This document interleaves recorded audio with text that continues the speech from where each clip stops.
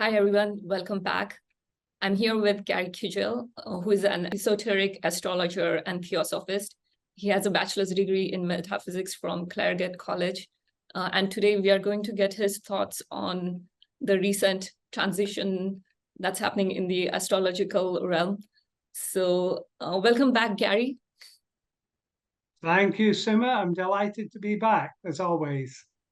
Thank you so much for your time. And also, I greatly appreciate you willing to be talking about this big topic, because especially with your background and experience, for me personally, it will be valuable to get your insights into this recent transition, because in astrological realm, it seems like the Pluto is supposed to be, it's often associated with transformation and evolution. And this recent movement into Aquarius seems like it can contribute hugely towards that. So I would love to get your thoughts on, first of all, like for people who are new to astrology, if you can give background around why this transition is important and what are we transitioning from? What did Pluto in Capricorn, what was the nuances of that, and also what this new transition into Aquarius seemed like? Indeed, Suma, coming at it from the viewpoint of an esoteric astrologer, I'd first of all like to mention what are referred to as the seven rays, the seven great universal builders which activate, construct, and maintain our universe. Seven divine qualities that govern the existence of all forms. Now, the planets within our solar system are governed by particular rays, as are the zodiacal constellations. Well, they are effectively combinations of these ray energies. It's important to be aware of the rays. I'm not going to list them all. I'm going to talk about the ones that are relevant at this point in time. These rays manifest in cycles in accord with the evolutionary design for our planet. And through their influence, they produce a succession of civilizations and cultures that rise and ultimately recede on our Earth. And at present, the sixth ray of idealism and devotion that governed the age of Pisces is passing out of manifestation. Its powers are waning, whilst the seventh ray of ceremonial order and magic, which governs the age of Aquarius, is rapidly coming in. And we witness a decline in devotional forms of religious worship. You know, there are not many people who live in monasteries now in the West. And in terms of the seventh ray, we're witnessing an increase in the concern for our environment. Amongst other things, we may also expect an increase in the use of various ritual practices in spiritual matters. Now, Alice Bailey, a breakaway theosophist, she advised us of a new renaissance commencing around 2025 through the manifestation of the fourth ray of art and harmony through conflict. This is the ray of humanity and the ray that governed the medieval Renaissance, also ancient Greece and ancient Egypt. But let's look now, first of all, at Pluto, which is very important. As you said, it has transformative capacities. In esoteric astrology, it's a ruler of Pisces, and Pluto is a planet governed by the first ray of will and power.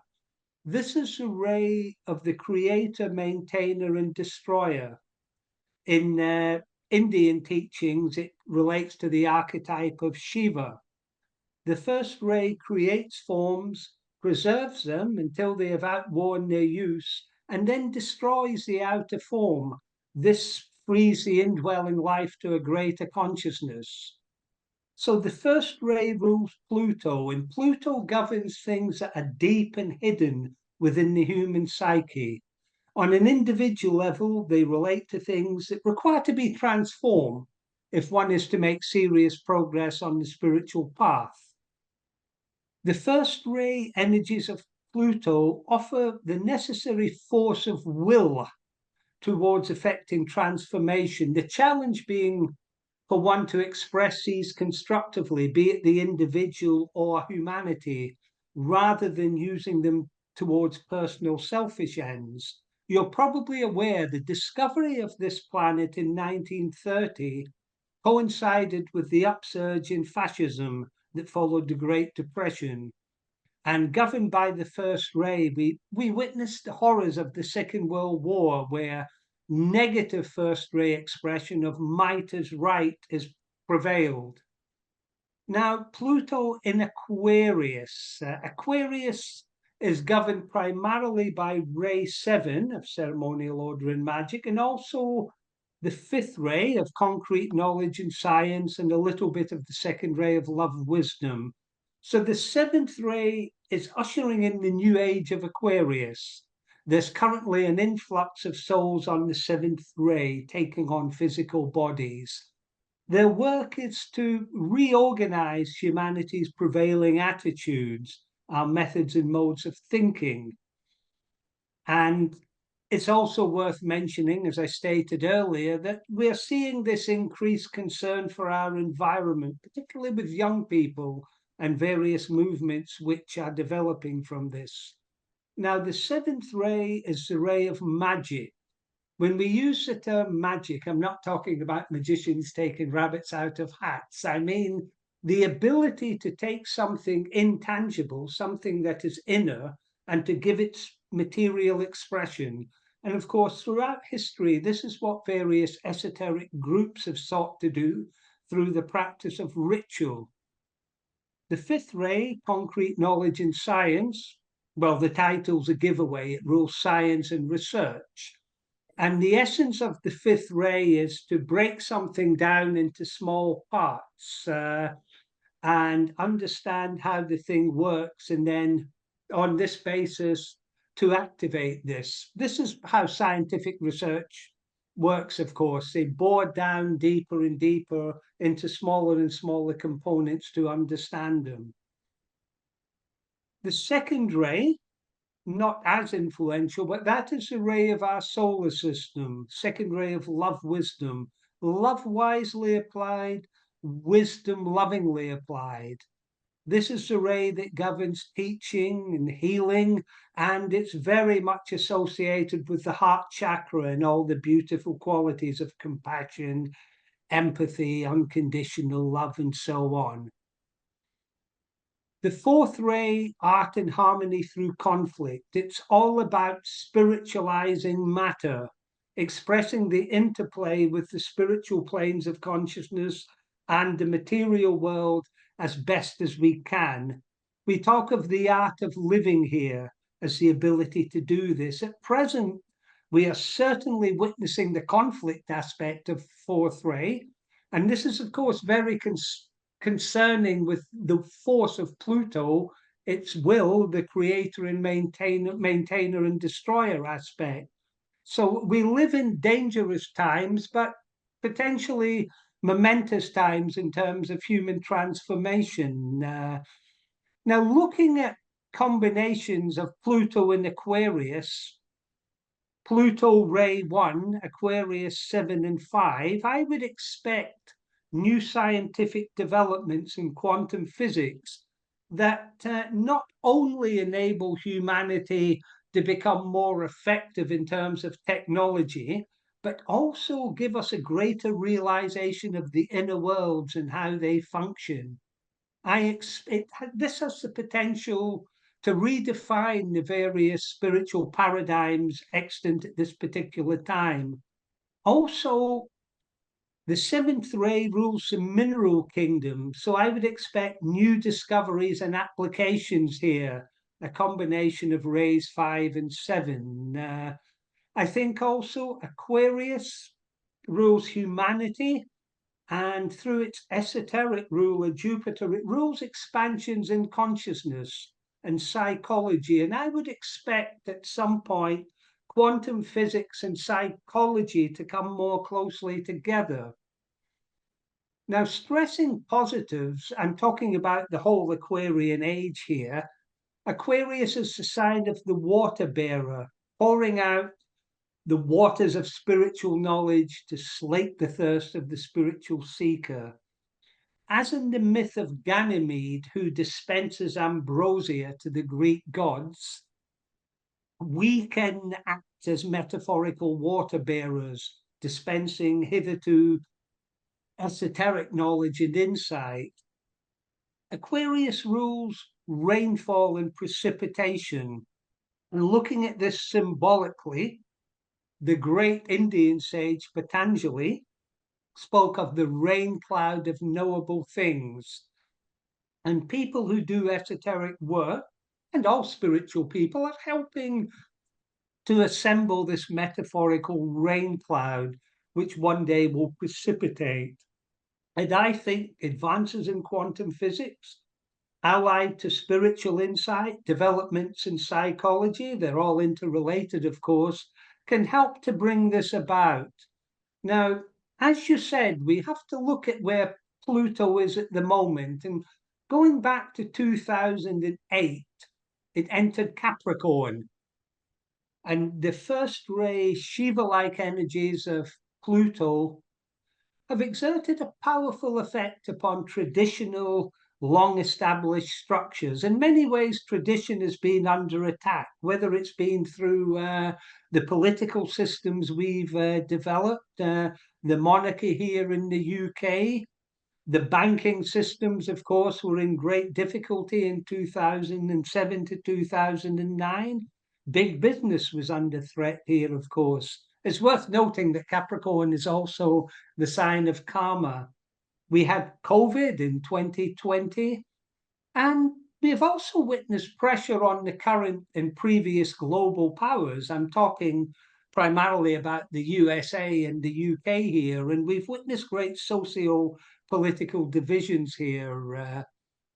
Capricorn rules ambition, and Pluto in Capricorn has given us the opportunity to redefine what we mean by ambition and achievement. There's ambition and achievement out there in the world and climbing to the top of the pile, but there is a famous spiritual aphorism, kill out ambition, but live like one ambitious, i.e. being only ambitious in terms of expressing the intent of the soul. So Pluto's first ray energies can destroy to make way for the new. Prior to its actual discovery, when Pluto was in Aquarius previously, we had the American Wars of Independence and the French Revolution. The time before, we had the Protestant Reformation in England, which followed on from Martin Luther, of course, in Germany, when Pluto within Capricorn. These events had powerful consequences, given in mind the future colonization, the establishment of the UK and the British Empire as a global power. So I feel it's important to mention also what we call the Aquarian age. There seems to be, I say, some dispute, I think a lot of dispute in terms of when it began. Of course, many people like to cite the 1960s and the so-called hippie movement, the Summer of Love in 1967, well before your time, of course. I also feel there were powerful stirrings before this in the late 19th century due to seventh ray energies. In America, we had the New Thought movement. I think this is going to be powerful in the New Age, of course, because it's about magic. We had a resurgence in spiritualism. We had the establishment of the Theosophical Society, followed by its offshoots. There was the Golden Dawn in the UK. And coinciding with this, Neptune was in Aries from the early 1860s to mid 1870s. And there were pioneering efforts in chemistry, drugs, spiritualism, and comparative religion round about this time. So I think mid-19th century is important. That's when Darwin, of course, wrote his Origin of Species. which I would not say is accurate from an esoteric point of view, but it certainly shook things up and made people think about creation and the evolution of humanity. And interestingly, the seventh ray, Aquarius, rules communism. And this was the period where Marx and Engels wrote the Communist Manifesto, and Marx wrote his Das Kapital. Now, I'm not blowing a trumpet for communism as such here, but I think these are all important events. And my mentor, Douglas Baker, he believed that the Aquarian age is going to be like a series of rapids. He's talking metaphorically, engendering periods of great stress, but will effectively lift humanity up to clearer waters. And he believed that would be the way of spiritual growth for the next 2,000 years.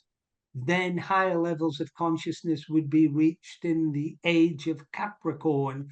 I've got quite a bit more to say, but I feel I'm rapping here, to use an American phrase. So is there anything you'd like to say or ask me? I just felt it was important to mention rays, etc., to give this a metaphysical backdrop.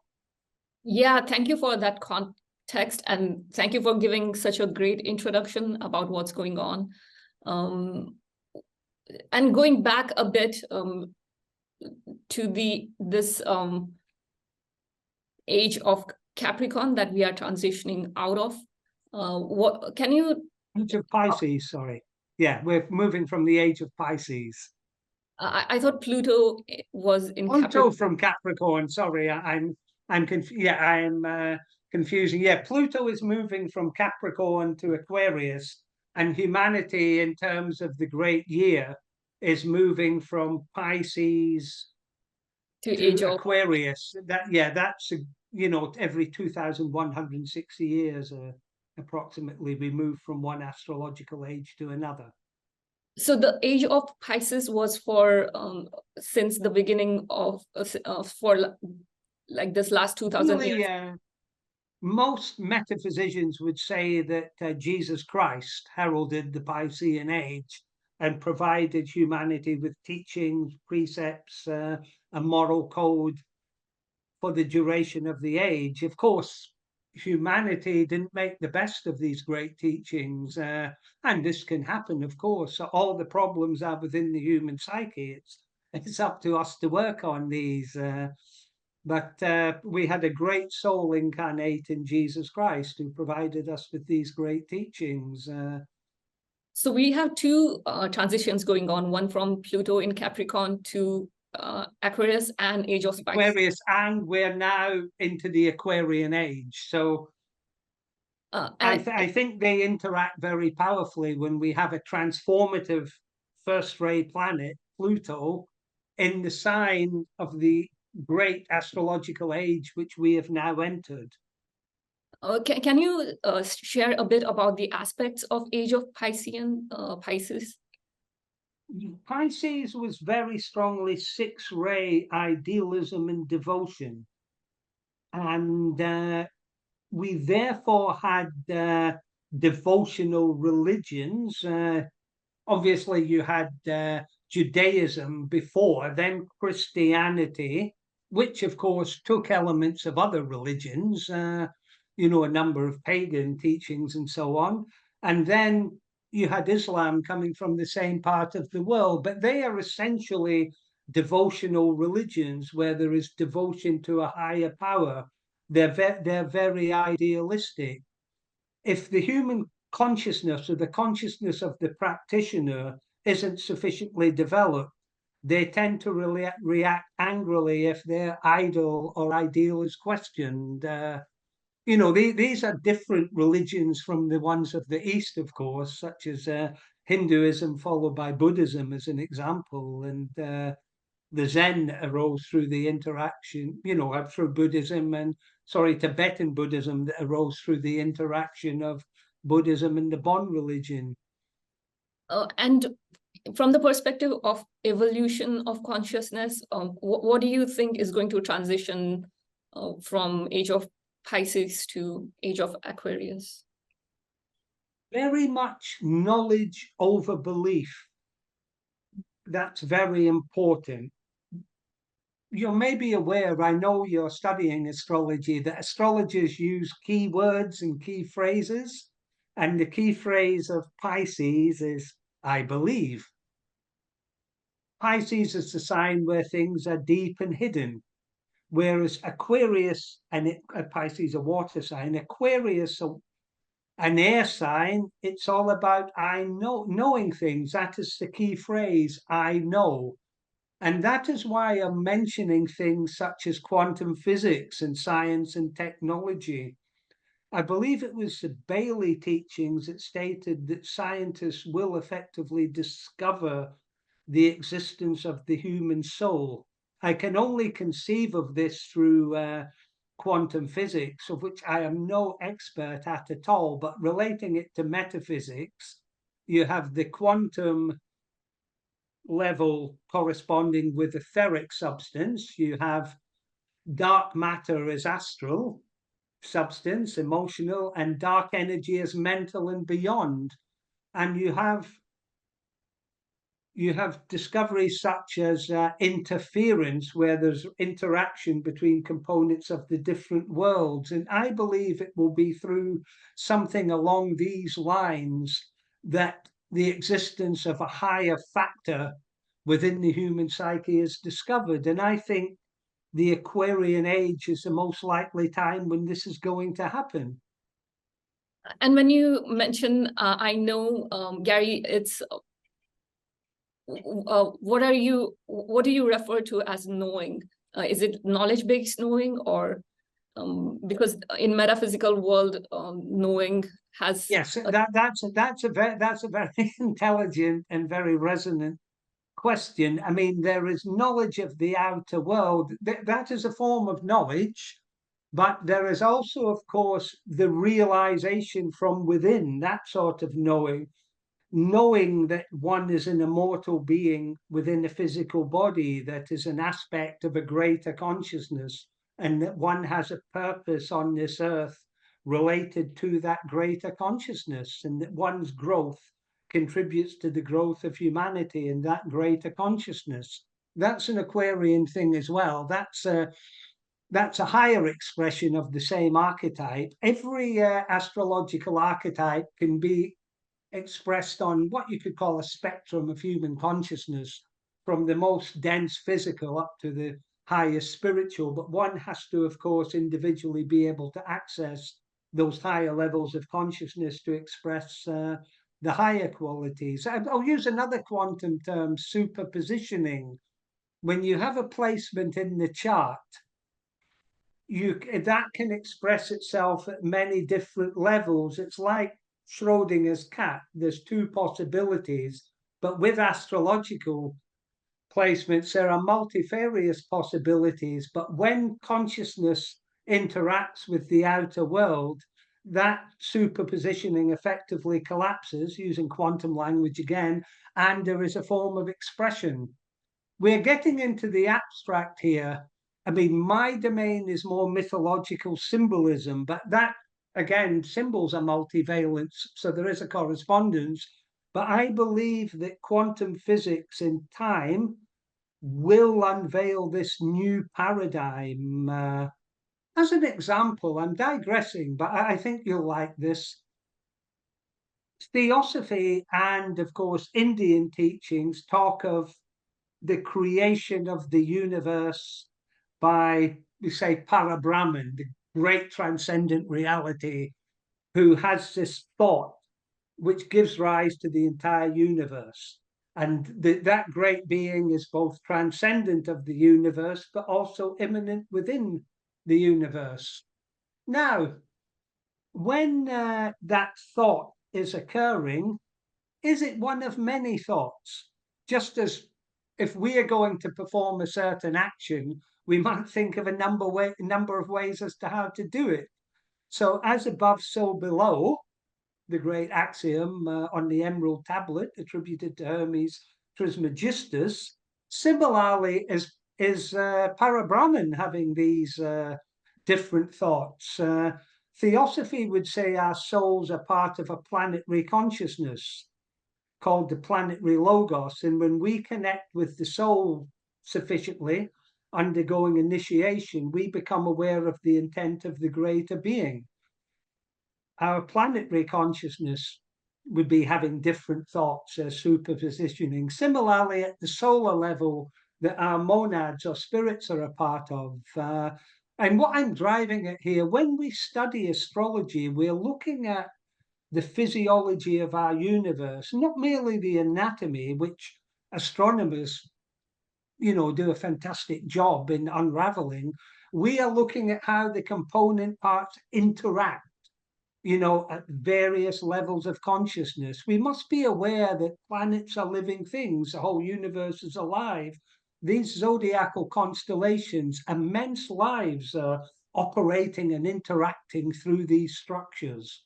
So that's a sort of context that I seek to set astrology in. It's my belief, and I'm quoting my mentor Douglas Baker, that one should have a grounding in metaphysics before they study astrology.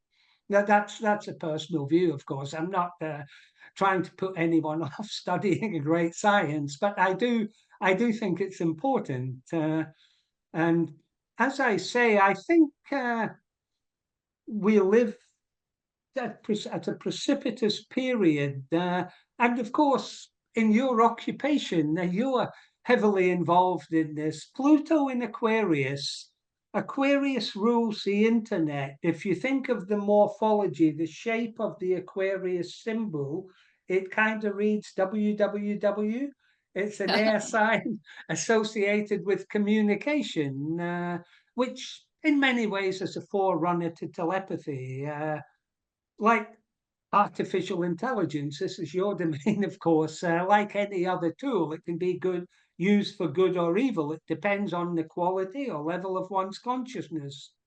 And of course, AI is going to, well, it's almost ludicrous me telling you what it's going to do because but of course, medical diagnostics, automation, handling processed data, solving crime, and the negative side, possibly deep fake technology, weaponry, malware, and so on. This is your area of expertise, of course. But where I feel, from my limited experience of AI with ChatGPT, it's important to state that the human mind or mental body possesses an intellect, but there is also a higher abstract mind.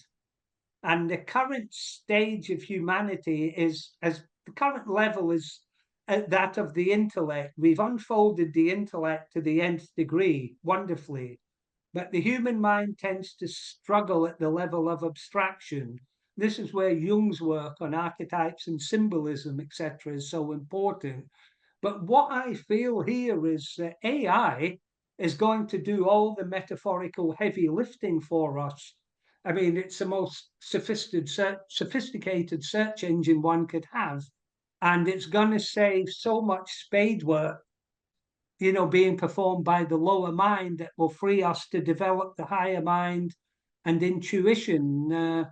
I think with the Aquarian age as well, we have the metaverse, virtual reality. I mean, that is like being functional in the inner worlds, particularly the astral plane. It's very, very similar. And as I said, Aquarius in the seventh ray, it's all about magic. Pisces and Pluto rule the miraculous, and this is relevant here in terms of metaphysics and technological developments. I'd like to stress, in my opinion, from where I'm standing, it appears that the various magical practices humanity has described in the past are now being reenacted and developed further through technological innovation, which is something I wouldn't have seen in a million years when I started studying the esoteric. But I think it's self-evident. Thank you for sharing that. Yeah, it's very interesting, like some of these ideas about the AI world as well as metaverse and everything, as it's opening up on the outside world. There is a potential for similar ideas to open up even within our inner world, being able to be more in tune with your subconscious realm, and rather than it being like something that's hidden and being unaware, like maybe there is a potential for most people to be more in tune with that. I think so. I think it would also, there'd be an interaction between the inner bodies and the physical brain in this respect, because scientists always talk that we're using a fairly low percentage of capacity in terms of the human brain. And metaphysicians would say that the parts not being used relate to the unfoldment of inequalities and the development of the soul. And I think this is a particular stage on that journey. I mean, with the internet, we have these Pluto energies. I should stress that, of course, Pluto is in Capricorn at the moment. It was in Aquarius last year, and from March till June. It will go into Aquarius next week on the 20th until the beginning of September. There'll be a second retrograde then from 19th November this year until March 43. Pluto is going to be in Aquarius. And as I say, I feel these are precipitous times. I mentioned my mentor Douglas Baker talking about a series of rapids, and I do believe Pluto in the internet is bringing hidden matters to the surface, hidden machinations of humanity. I don't think I'm sticking my neck out by predicting great power struggles using technology and the internet. Uranus will move into Gemini from late 2026 to 2033, and this can be divisive, division through technology and autocracy. I think media and communications are meeting the propensity for power within the human psyche. The first ray, might is right. Pluto rules the underworld, so I believe online crime will be accentuated too. Aquarius, the glyph goes up and down, so I would expect fluctuations.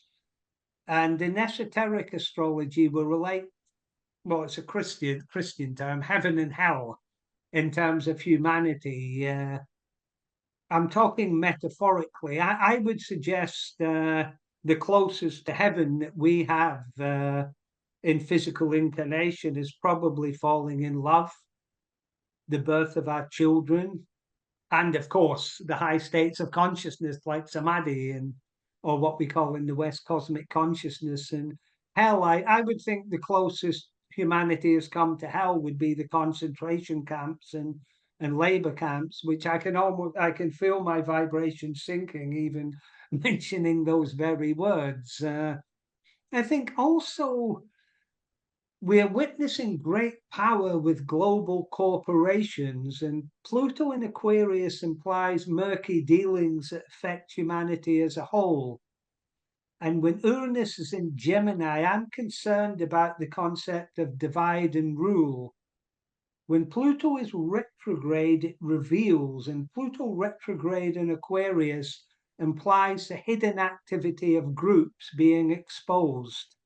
People, I mean, I am not a conspiracy theorist per se, but I don't doubt the presence of global elites. And, you know, I think this is all relevant, as is gambling, which I think will be accentuated, and organized crime. There was something my mentor Douglas Baker was very concerned about in terms of computer technology, and that was social isolation. And certainly where I live, we're witnessing now a lot of mental health issues with young people.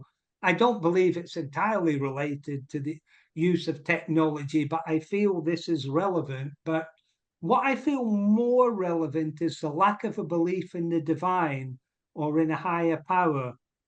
And this concerns me with Pluto in Aquarius. I think it was the great Bulgarian teacher Petar Dunov who said that when people stop believing in God, there's a danger that they themselves will believe that they are the higher power or the ultimate power. And of course, this is very dangerous. Certainly at the moment, as you know, you're based in the States, you have a very important election coming up. There's an article in one of the British newspapers today demonstrating that the result either way will not be particularly favorable. I'm not going to take sides with party politics. I'll do a typical Libra ascendant here.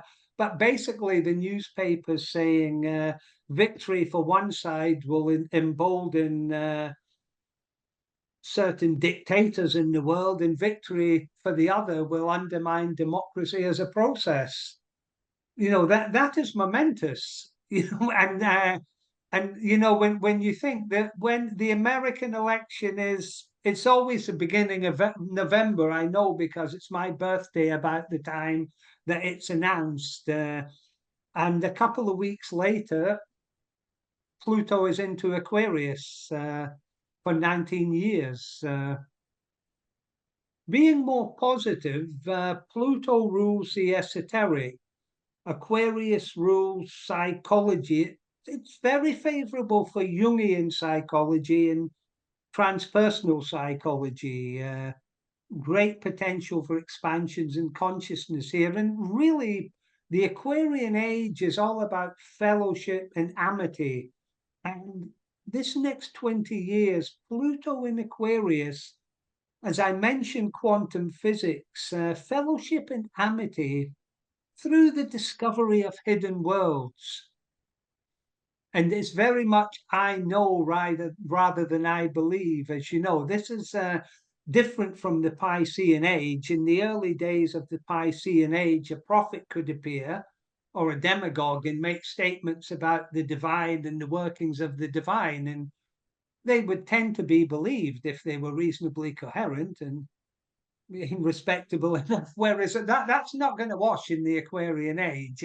Humanity has developed a mental body far too much for that to happen. Certainly in most parts of the world, that would be insufficient. Aquarius also rules publications. I think, given what's going on in the world, I think there will be clandestine publications, iconoclastic ones. There will be various versions of the internet and so on. What I'm talking about here almost sounds like a magical battle in a sci-fi movie, but I think, well, you know this, of course, you're at the cutting edge of computer technology, but it's developing so quickly, as are its capacities. Indeed, my main concern is that it needs to be accompanied by concomitant expansions in human consciousness. It is an absolutely marvelous tool, but it's how we use it. Humanity has to grow up, and we have to watch with this fourth ray propensity for conflict. Rather, we become aware that we are divine beings, and we are here to square the circle in terms of the alchemists, to unify spirit and matter and resolve the opposites within the psyche, like the medieval alchemists, like Jung stated, and express the beauty of the divine, both within our psyches and in the outer world, as part of this new renaissance. There's a lot going on. I'm just trying to give it all a metaphysical backdrop and give people food for thought, basically. Yeah, that kind of leads to my next question I was going to ask you. Usually when astrologers talk about Pluto in Aquarius, usually what gets mentioned is the progress in the AI world, in the technological world.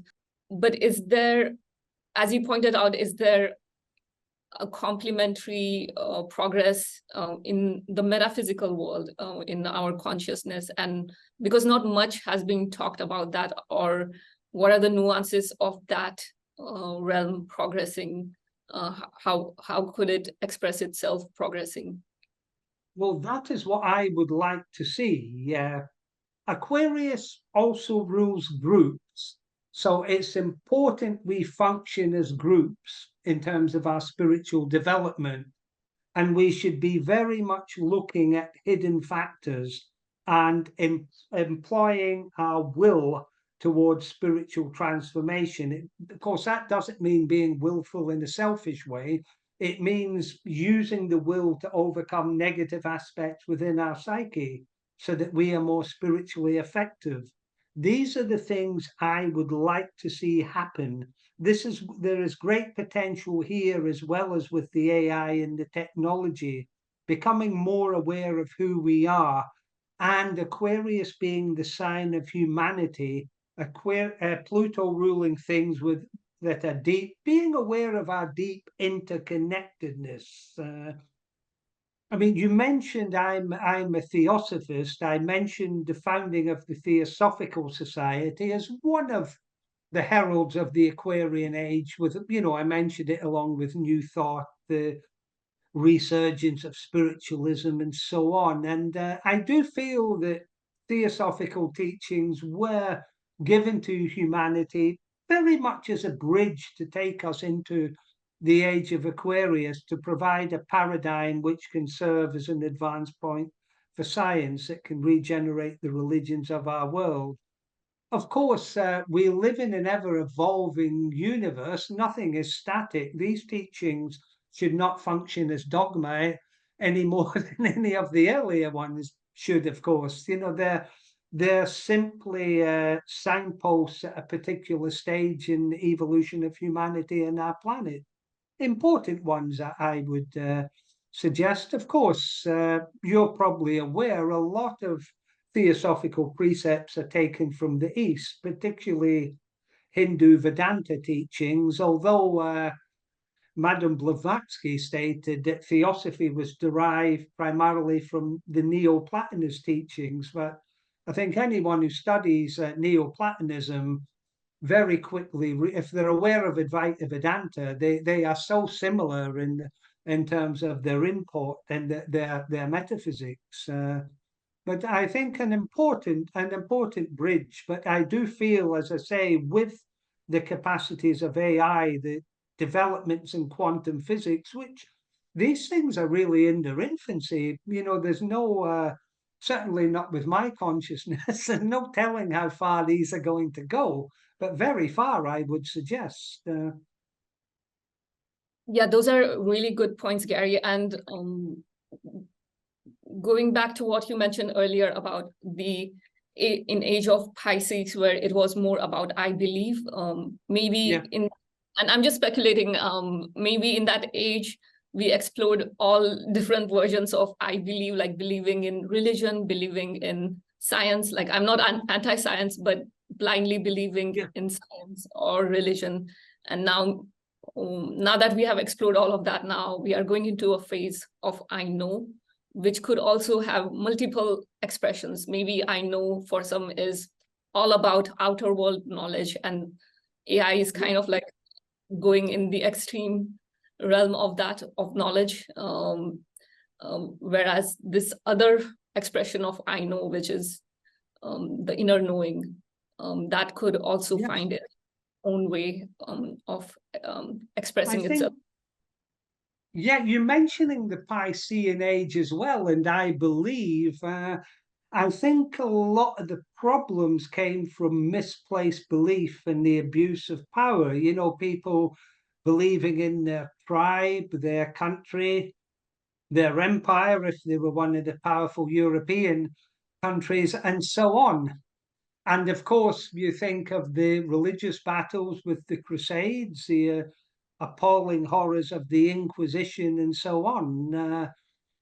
It's a very sorry tale, actually, when we trace all that back to the teachings of Jesus Christ.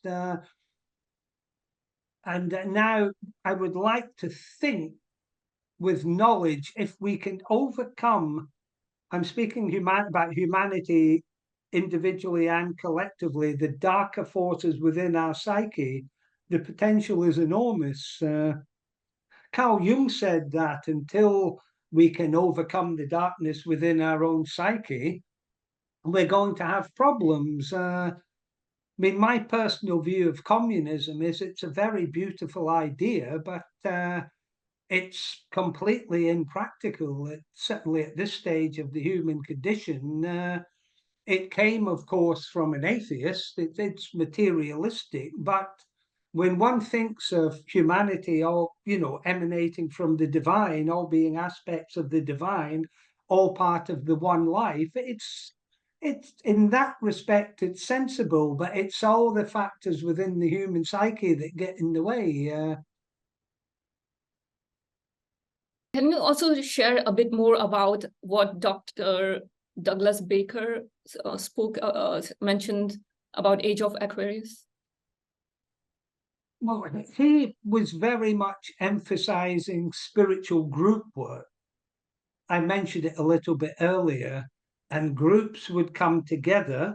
There would be a series of incarnations of these groups working towards what theosophy and related teachings call initiation in the age of Capricorn, which is a sign of initiation. This is the individuation of Jung, the psychosynthesis of Robert Assagioli, the sacred marriage of the alchemists, and so on. But very much about group work and recognizing that we're part of a collective. And his form of astrology, which can be used to interpret dreams related to the contents of one's astrological chart. You can have a placement in your chart. You ask the higher self a question about it in your spiritual diary, go over the related symbols before you drift off to sleep, and see what dreams precipitate from that. That is a language of the unconscious. He has sought as a tool for the Aquarian age to produce this language. It follows on from Jung's work. I liken it to the discovery of the Rosetta Stone by Napoleon Bonaparte's general, was it Pierre-Francois Bouchard, in the early 19th century. Prior to that, hieroglyphics had confounded the Western colonizers. They couldn't make head and a tail of them. And they came across this Rosetta Stone, which was written in 3 different scripts. One, the language of the people, one, the language of the ruling class, and the other, the hieroglyphics. So on that basis, they were able to begin interpreting hieroglyphics. And what Baker is doing with his astrology is providing a key to the language of the unconscious, where people can effectively talk to the soul through symbolism, which is a natural way for the soul to communicate with us. I think with the Aquarian age, though, he did very much emphasize humanity working in groups spiritually. He was very much looking at the spiritual implications of the Aquarian age. Of course, when he was doing this was a little bit before the internet, or the internet was in its infancy back then. It probably came 10 or 20 years too late for Douglas Baker. Otherwise, I'm sure he would have had a very popular internet channel. You would have been interviewing him. You wouldn't have been interviewing me. Maybe both of you together. Yeah, no, it would have been, yeah. That would have been so wonderful to have both of you being interviewed together. There are a number of people in this group you would probably find interesting in different ways. But then again, we may not have met then. So, it's just the way life unfolds. But certainly in terms of his work on symbolism, it's very important, and it's a very Aquarian tool. And that's what I've been using with my comments about portents for Pluto in Aquarius and the Aquarian age in general. I think we always have to bear in mind we're part of a planet which exists as a being, has its own karma, etc. And we are subject to that as well. That's important to bear in mind as well.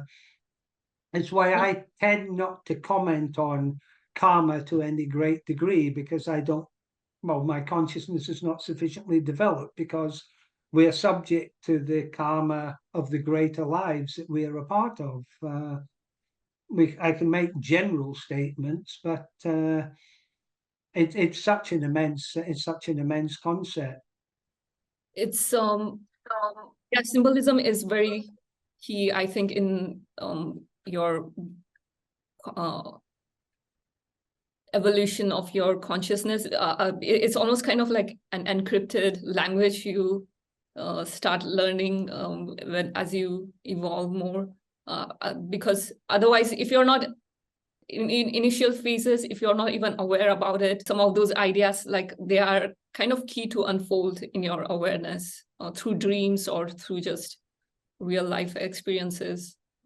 That's why Very much. I think if I were giving anyone advice on treading the path, I would say always do what you believe to be right, and be aware of the inner factor and how it's always seeking to knock on your door and give you assistance. But you must render yourself worthy of receiving that assistance and knowledge.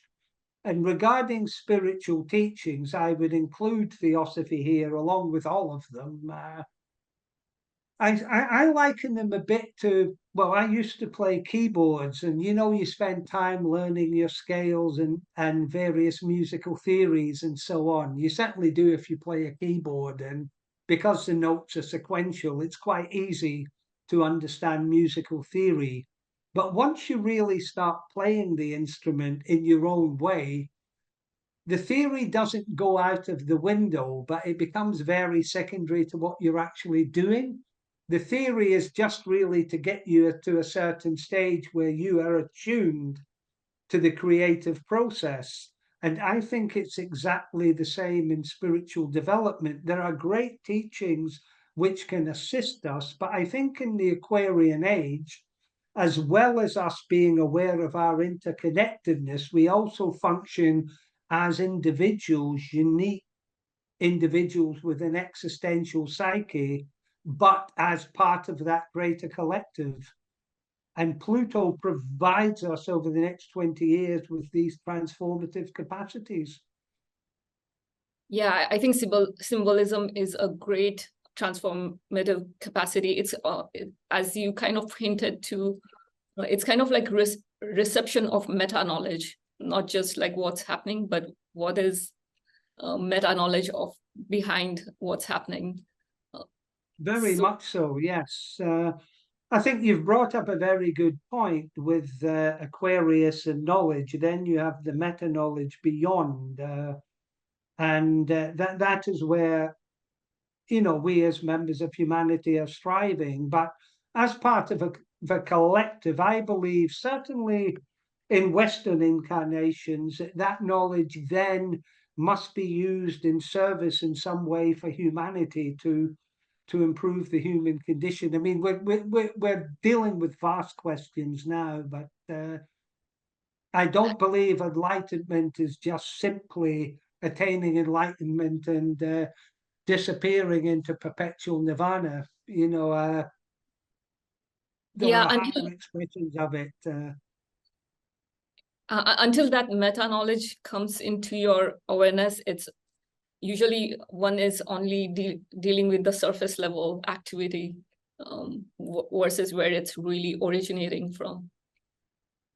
Yeah, very much so.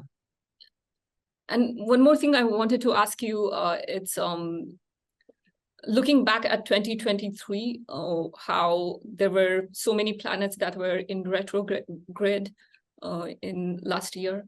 So from your esoteric astrologer perspective, just to understand that year, like energetically, what really happened, what's the significance of so many planets being in retrograde?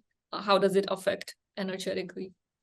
Well, the traditional astrological view of retrograde planets, as I understand it, as an ex-traditional astrologer, although I'm going back 35 years here, but it provides a more internal focus in terms of the energies of the planet, whereas esoteric astrology acknowledges that, but says there's more to it. It says often the meaning of the planet can be reversed. For people who are receptive enough, there is an opportunity to express those energies in a sacred or spiritual way. It really depends on the planet being seen within their entire context, and their positions by sign, house, and aspect, by geometrical angle at any particular point in time.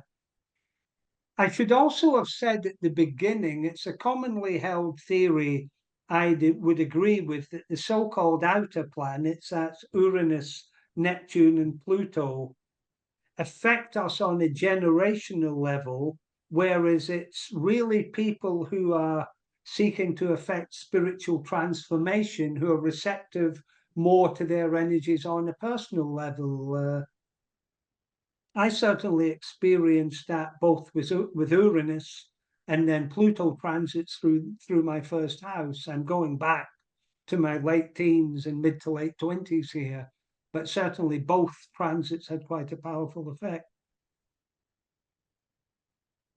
Is there anything you would like to mention about some of these transitions that are happening in the upcoming years?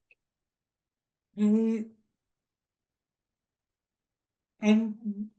wondering about politics, both with Pluto and Aquarius, for the matters I mentioned, and then Neptune will be in Aries in early 2025 until 2039.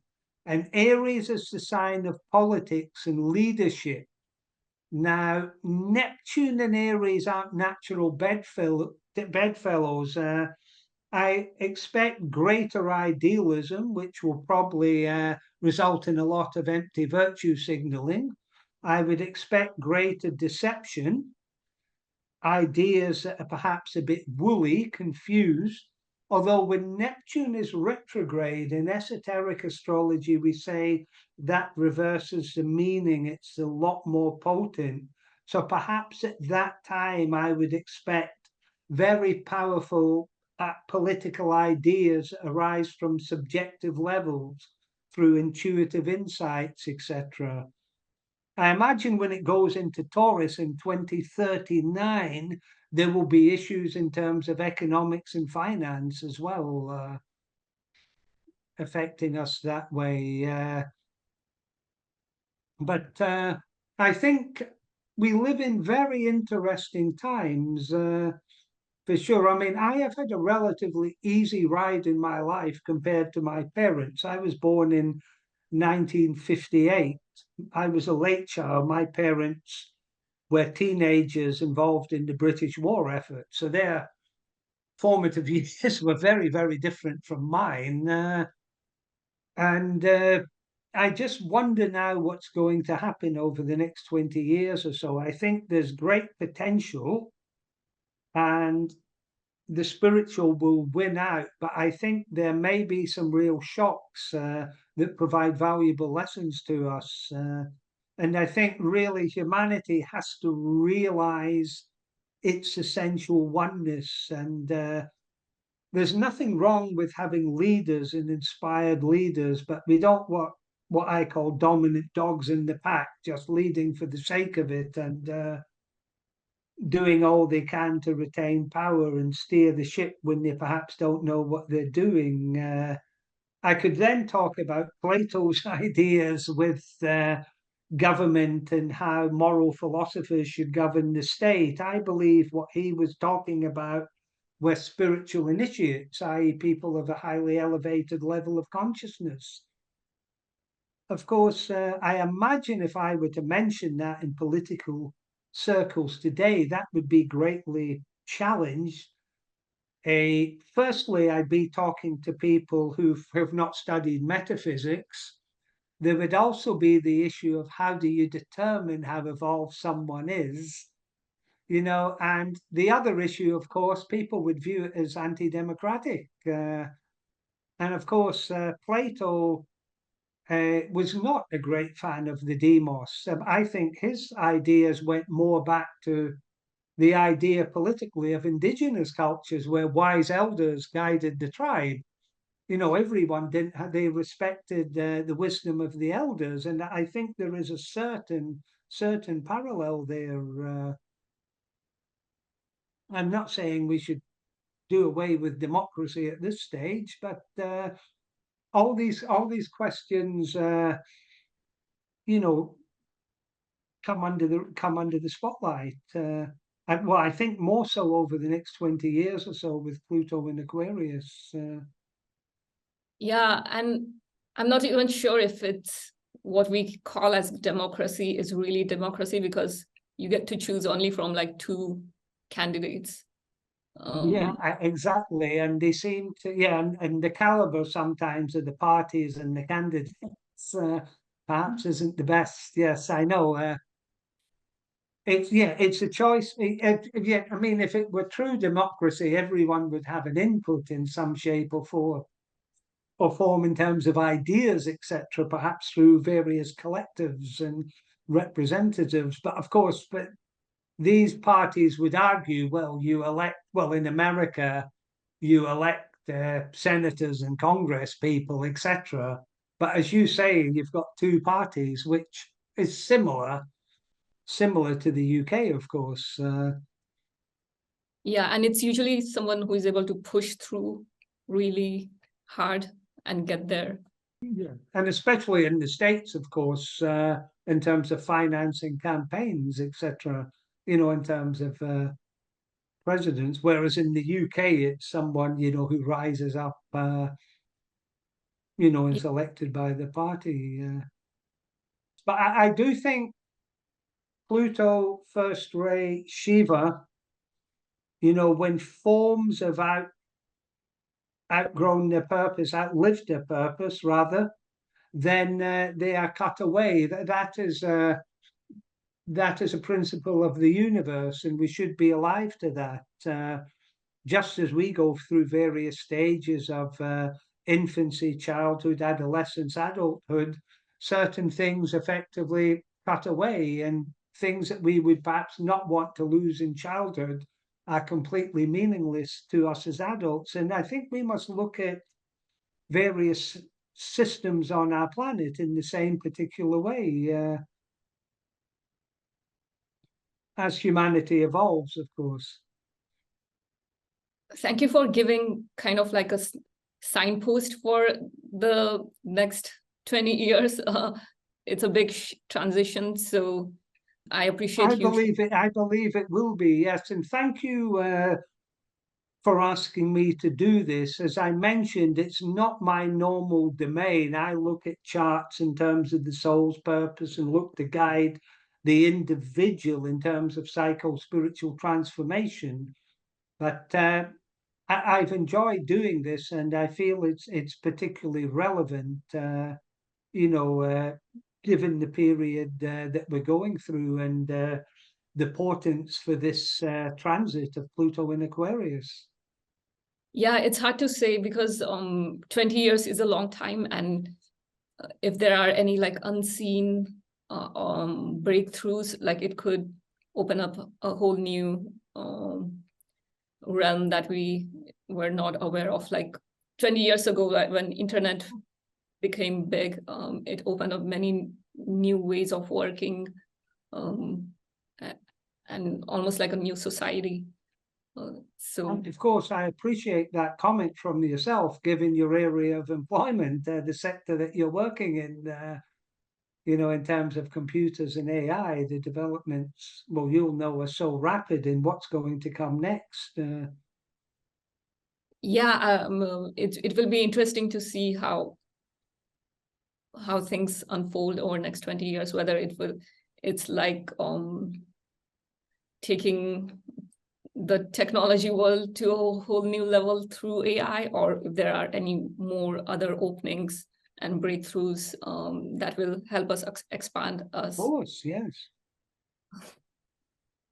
And one more thing I wanted to ask, when you open up, when you do chart analysis for an era, how do you create the chart? Because the chart that you sent yesterday, it seemed like it was specific. That was simply a chart from where you're based at the time our interview was going to begin, and using the esoteric planetary rulers, which don't include the nodes of the moon, which particularly in Vedic astrology, are very important in a chart. But some esoteric astrologers may elect to use the moon's nodes. Douglas Baker used the 12 planetary rulers given by Alice Bailey, which he believed were important for one treading the path, and they were more befitting of conditions in the Aquarian age. But no, you would have to be continually assessing charts, looking at particular trends, and bearing in mind, of course, we don't live in a mechanistic universe, because we've got the intent of the planetary consciousness responding to these energies, and we all respond to these energies and function as co-creators, albeit in a small way. So as the next 20 years are ongoing, of course, humanity is effectively, well, in some ways, creating its own reality.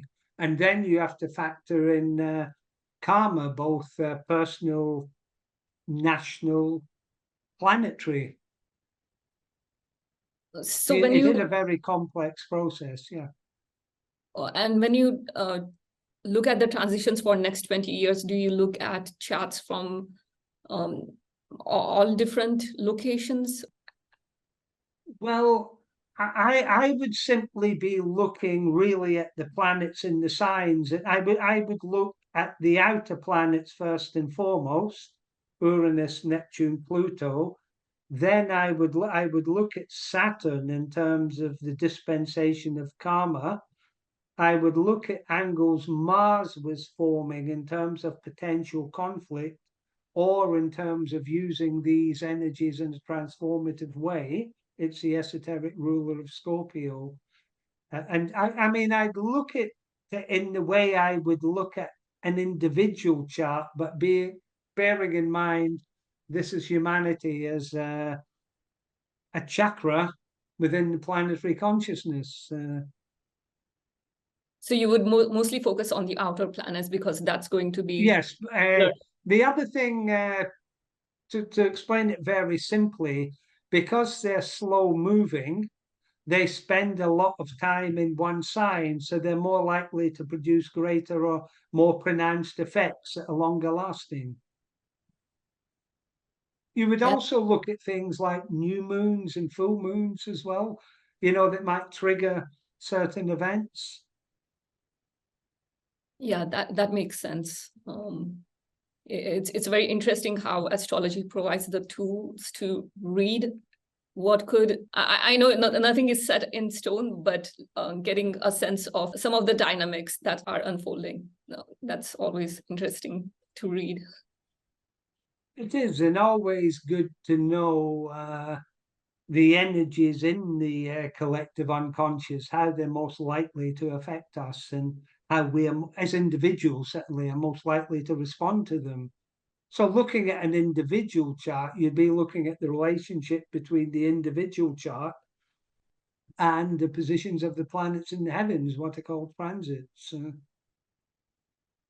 Thank you so much for your insights. Are there any other aspects and alignments you would like to share? I think I've pretty much covered what I needed to. I mean, it's been a lovely, predominantly organic conversation, which I expected it to be, and that's just great. And I just hope I give people some food for thought. Of course, I'm no great savant in terms of conditions in the next 20 years. I've just looked at it from an esoteric perspective, and of course, I'm bringing my own existential psyche to bear on this, which is what every astrologer does. There should be certain uniformity, but there will be existential comments as well.